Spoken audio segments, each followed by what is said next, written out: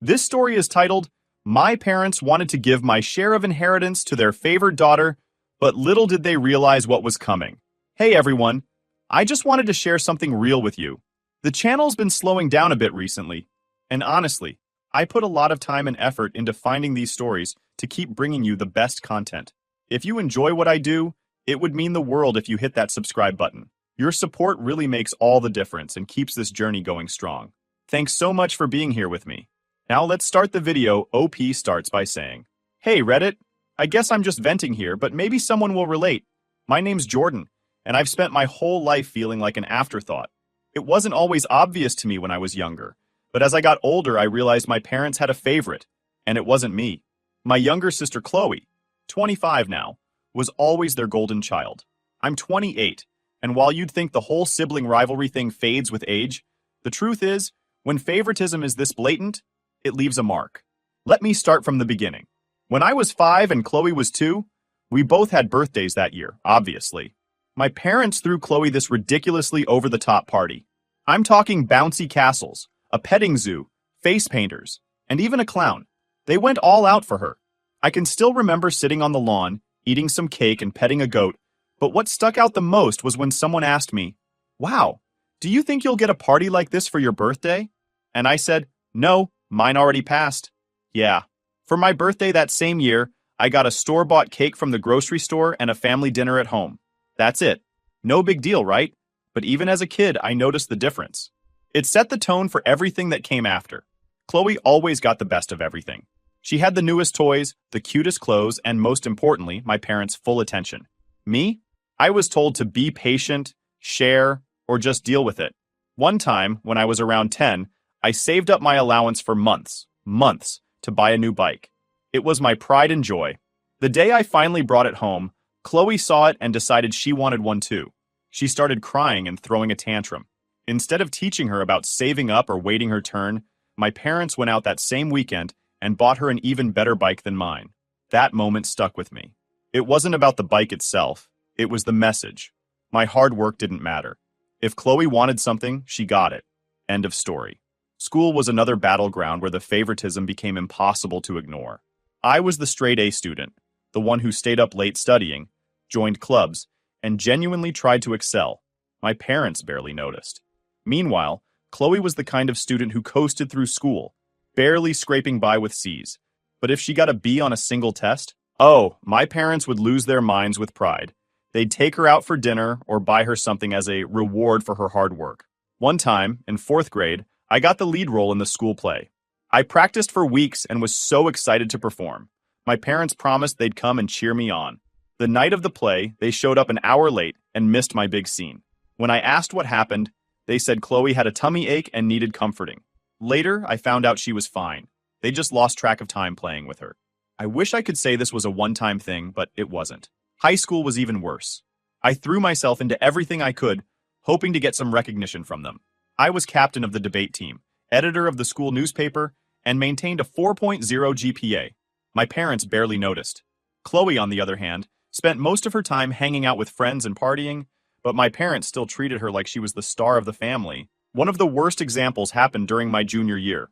I was selected as one of 2 students from my school to attend a prestigious summer program at Harvard. It was a huge honor, and I was thrilled. I shared the news with my family at dinner, expecting at least some excitement. My dad grunted and said, That's nice, before changing the subject to Chloe's upcoming dance recital.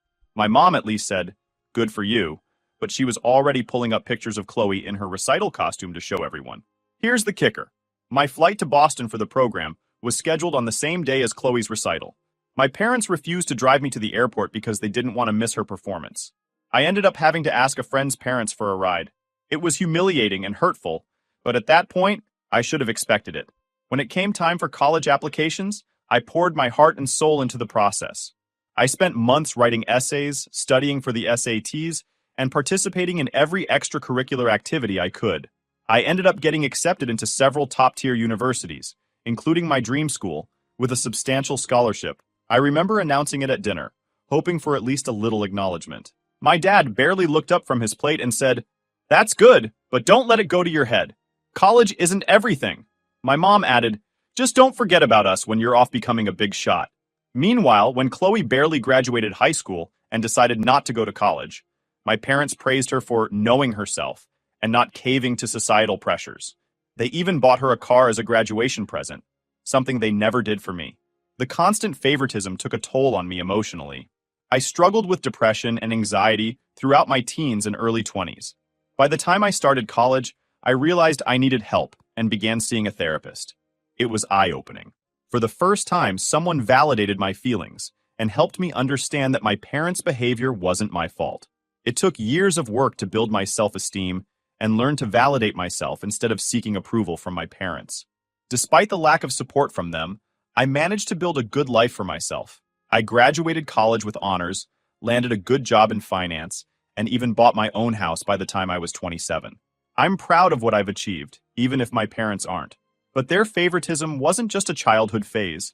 It followed me into adulthood, and it's still affecting our family dynamics in ways I never imagined. 3 months ago, everything changed when my grandfather, David, passed away. Grandpa was one of the few people in my family who treated me and Chloe equally. He never played favorites, not with his kids or grandkids, and he believed in fairness above all else. Losing him hit me hard because he was one of the few people who truly saw me. Grandpa built a business from the ground up, a small family-run operation that eventually grew into something pretty significant. Over the years, he made sure his kids and grandkids understood the value of hard work, but he also made it clear that he wanted everyone to have equal opportunities. When his will was read, it reflected that mindset. His estate was divided equally among his children, my dad, Ethan, and his siblings, and his grandchildren. This included me, Chloe, and our cousins. When I learned my share was $500,000, I was in shock. That amount of money would completely change my life. I could finally pay off my student loans, invest in my future, and maybe even start my own business like Grandpa had. At first, I didn't think much about how my parents would react. I mean, this was Grandpa's decision, and I assumed they'd respect it. Boy, was I wrong. After the reading of the will, my parents pulled me aside. They weren't excited for me or happy about the opportunities this money could bring. Instead, they were visibly upset. My dad started by saying, "This doesn't seem fair." I was confused and asked what he meant. He went on to explain that Chloe needed the money more than I did. Their reasoning? Chloe still lives in their basement and works part-time at a coffee shop. According to them, she's struggling to find her footing and deserves a little extra help. They argued that since I already had a stable job, a house, and no major financial issues, other than my student loans, it would be the right thing to do for me to give my share to Chloe. I couldn't believe what I was hearing. I tried to stay calm and explain that this wasn't my decision to make. It was Grandpa's. His will was clear, and he wanted all his grandchildren to be treated equally, but they wouldn't let it go. My dad said, "Do you really think it's fair for you to have all this money when your sister is struggling?" I was fuming inside, but kept my cool. I told them that while I understood they wanted to help Chloe, it wasn't fair to expect me to give up what Grandpa had left me. That's when the guilt tripping started. My dad brought up every instance he could think of where they had helped me. He mentioned paying for my braces when I was a kid, which by the way were medically necessary, buying me school supplies, and letting me live at home during college, even though I worked part-time and contributed to household expenses. He conveniently left out the fact that they bought Chloe a car, took her on countless shopping sprees, and still paid for everything she needed even as an adult. When I stood firm and said I wasn't giving up my inheritance, my dad's tone shifted. He said, "If you won't do the right thing, I'll make sure this is handled properly." That's when I realized how serious this was. My dad was the executor of Grandpa's will, and he was implying he'd take matters into his own hands. A few days later, he confirmed my worst fears. He announced to me, and the rest of the family, that he was going to reinterpret Grandpa's wishes. He planned to give Chloe my entire share of the inheritance on top of the share she was already getting. His reasoning? Grandpa would have wanted Chloe to have more if he'd fully understood her circumstances. I was devastated. This wasn't just about money. It was about years of being overlooked and undervalued. I felt like I was being told, once again, that my hard work and achievements didn't matter. At this point, I knew I couldn't fight this alone. I reached out to my grandmother, Linda, for advice. She was furious when I told her what was happening. Grandma had been married to Grandpa for over 50 years and knew exactly what his intentions were. She said, "This is absolutely not what David wanted. Your father has no right to change the will." Grandma didn't just stop at being angry. She took action. She contacted her lawyer and got in touch with the other executors of the will. She also looped in my dad's siblings, who were just as outraged as she was. Grandpa had even added a clause to his will specifically to prevent situations like this. It stated that anyone who contested the equal distribution of assets would forfeit their share entirely. When I confronted my parents with this information, they were stunned. My dad tried to backtrack, saying he was just trying to look out for Chloe's future. My mom, Megan, chimed in with, "You're blowing this out of proportion. This should have been handled in-house. Why involve everyone else?" I reminded them that Grandpa had always treated his grandchildren equally, and that he'd been fully aware of our situations when he wrote the will. That's when my mom accused me of speaking ill of the dead by suggesting Grandpa wouldn't have wanted what they were proposing. It was the most ridiculous thing I'd ever heard. Chloe, for her part, stayed mostly quiet during all this. When I tried to talk to her privately, she just shrugged and said, "Mom and Dad know best. I didn't ask for this." I didn't know whether to feel angry or sad. It wasn't her fault that our parents had spoiled her to the point of being completely dependent on them, but at the same time, I wished she'd stand up for me. Just this once. Thanks to Grandma and my dad's siblings, the will was ultimately upheld as written. My dad was removed as an executor due to his clear conflict of interest. I got my share of the inheritance, but the whole situation left a bitter taste in my mouth. My parents were furious. They accused me of turning the family against them and causing unnecessary drama. My dad even threatened to cut me out of their own will entirely, to which I replied, "I never expected anything from you anyway." That comment seemed to hit a nerve, but I didn't care. It felt like the final straw in a lifetime of being treated like I didn't matter. But as much as I wanted to move on, the fallout from this situation was far from over. After Grandpa's will was upheld, I thought the worst of it was over. I had my inheritance, and I naively believed my parents would back off after being legally forced to follow Grandpa's wishes. I was wrong. The fallout was just getting started, and it ended up being one of the most stressful times of my life. First, let me explain how my parents reacted. My dad, Ethan, was furious about being removed as an executor of the will. He accused me of conspiring with Grandma and the rest of the family to humiliate him. He said, "You don't know what you've done. You've ruined our family's reputation." I remember staring at him, trying to process how he could possibly see himself as the victim in all this. My mom, Megan, took a different approach. She leaned hard into the guilt tripping. She said things like, "I don't know how you can sleep at night knowing your sister is struggling while you're sitting on a pile of money." She brought up every so-called sacrifice they'd made for me growing up, conveniently leaving out the favoritism that had been shoved in my face for years. Chloe stayed quiet through most of this. I think she felt awkward about the whole situation, but she wasn't willing to go against our parents. When I tried to talk to her one-on-one, she just shrugged and said, "I didn't ask for this. It's between you and Mom and Dad." I could tell she was uncomfortable, but it still hurt that she wouldn't speak up for me. Then came the extended family drama. My dad tried to rally the family against me, spreading rumors that I had somehow manipulated Grandpa into leaving me money. He told anyone who would listen that I was selfish, greedy, and ungrateful. At one point, he even claimed that Grandma had brainwashed me into turning against the family. Thankfully, most of the extended family didn't buy into his narrative.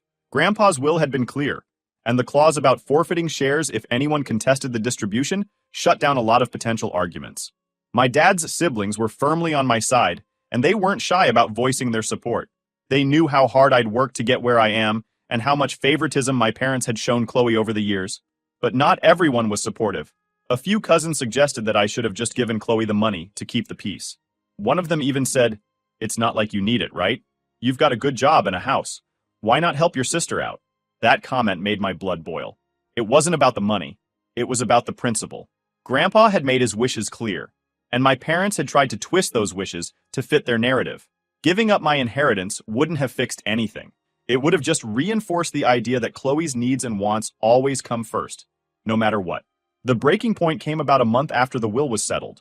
My aunt, one of my dad's siblings, hosted a family gathering. She specifically didn't invite my parents because she wanted to avoid drama, but they showed up anyway. The tension in the room was unbearable the moment they walked in. My dad immediately started ranting about how I had betrayed the family and stolen from Chloe. He called me names and accused me of ruining my sister's life. My mom, ever the dramatist, threw an old photo album at my feet and said, "Look at all these happy memories you've destroyed." It was embarrassing, infuriating, and heartbreaking all at once. I didn't know how to respond. Thankfully, my aunt and a few other relatives stepped in and told my parents to leave. It turned into a shouting match, and eventually my dad stormed out, dragging my mom with him. After they left, I sat there feeling numb. I hated that it had come to this, but I also knew I couldn't keep letting them control me.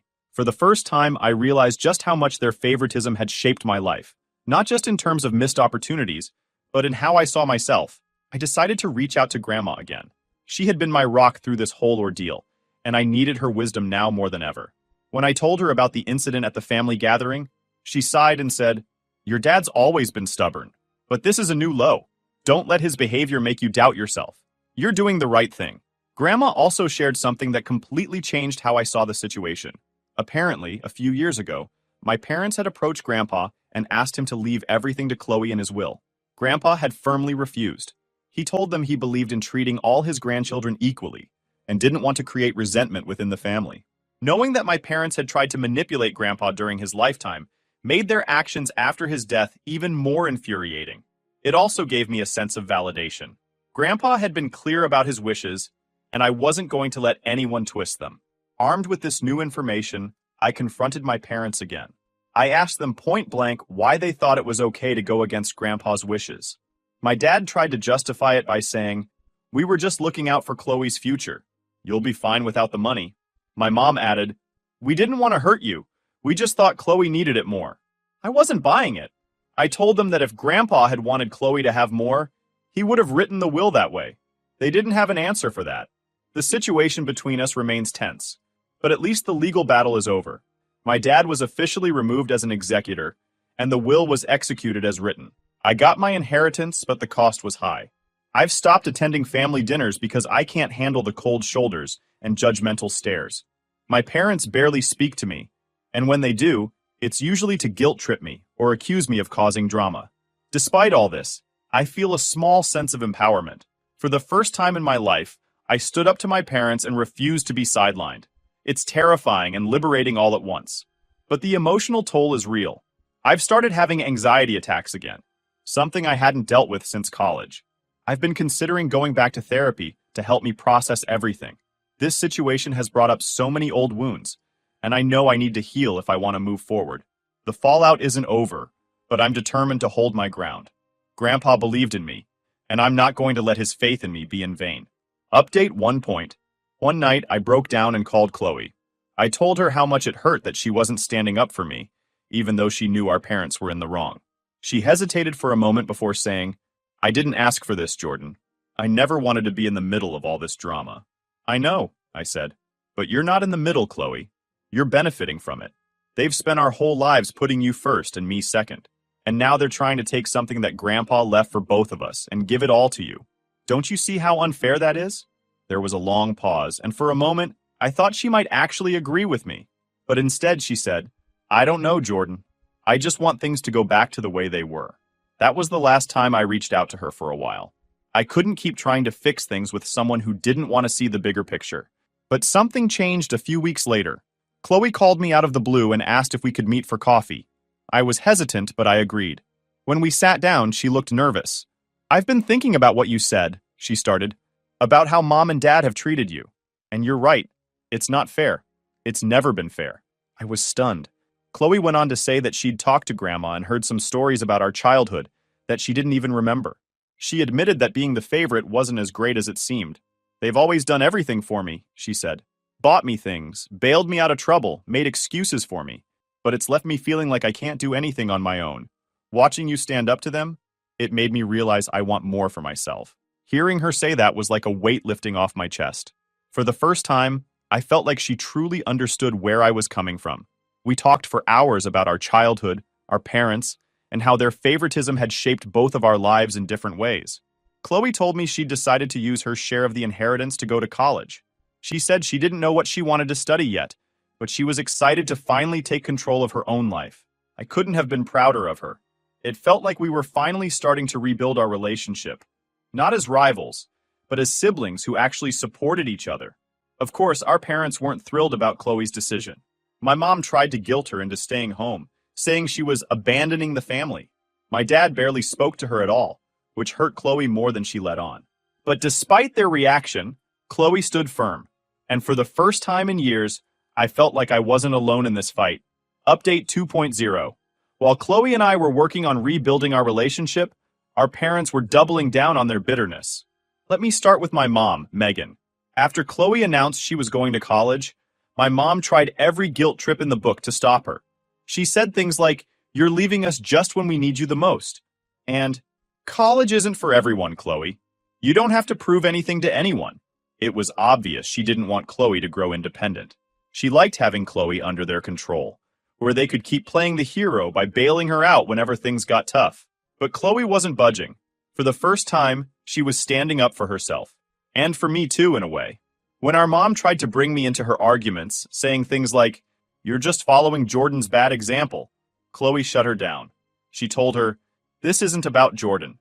This is about me wanting to live my own life." Hearing that gave me so much hope. It wasn't easy for Chloe to break free from our parents' hold, and I knew how much courage it took for her to take that step. My dad, Ethan, was a whole different story. He barely spoke to either of us after the college announcement.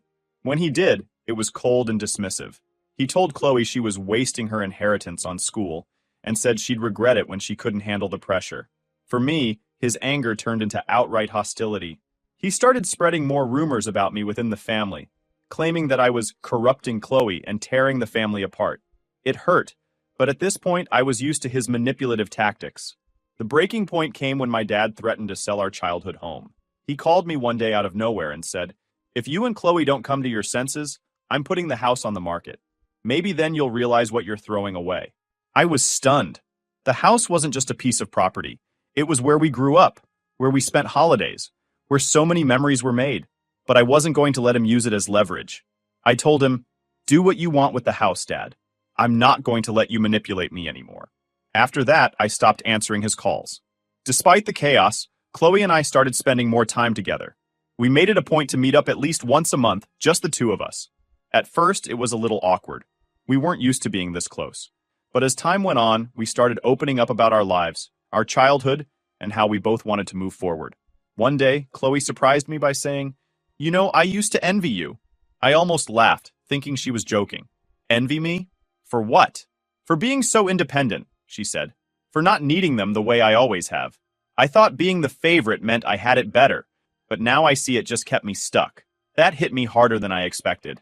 For years, I'd been angry at Chloe for benefiting from our parents' favoritism, but I never thought about how it had held her back. It made me realize that we were both victims of the same toxic dynamic, just in different ways. As Chloe started her college journey, I threw myself into making the most of my inheritance. I paid off my student loans first, which was a huge relief. Then I worked with a financial advisor to set up investments and savings for the future. But I didn't stop there. Inspired by the therapy I'd started during college, I decided to use some of the money to give back. I donated to local mental health organizations and even started planning a small scholarship fund for kids from families like mine, kids who needed a little help to break free from difficult circumstances. Through all of this, my grandma, Linda, was my biggest supporter. She reminded me of how proud Grandpa would have been to see me standing up for myself and using my inheritance wisely. She even shared more stories about him, how he used to brag about my accomplishments to his friends, how he kept a scrapbook of my achievements, and how he always believed I'd do something meaningful with my life. Those stories gave me strength. For so long, I felt invisible in my own family. But knowing that Grandpa saw me and believed in me was incredibly healing. Meanwhile, my mom was making small steps toward reconciliation. She started going to therapy at Grandma's urging, and after a few months, she reached out to me. She admitted that she hadn't always been fair and asked if we could talk. I agreed, cautiously. I wasn't ready to forgive her completely, but I wanted to see if she was serious about changing. We met for lunch, and for the first time in my life, she actually listened to me. She didn't try to defend herself or make excuses. She just listened. It wasn't perfect, and I'm still keeping my boundaries firm, but it felt like a step in the right direction. My dad, on the other hand, refused to budge. He still acted like he was the victim, blaming me and Chloe for the family's problems. He missed several family events because he didn't want to be in the same room as me, and when he did show up, he made sure to make his disapproval known. As painful as it was, I had to accept that he might never change. It wasn't easy, but therapy helped me come to terms with the fact that I couldn't control his behavior. I could only control my own. Through it all, I've learned so much about the true meaning of family. It's not about blood or tradition. It's about the people who truly support and care for you. For me, that's been Grandma, Chloe, and a few close friends who've stood by me through everything. I'm still working on healing from the scars my parents left, but for the first time in years, I feel like I'm on the right path. I'm building a life that makes me happy, free from their toxic expectations. And honestly, that feels better than any inheritance ever could.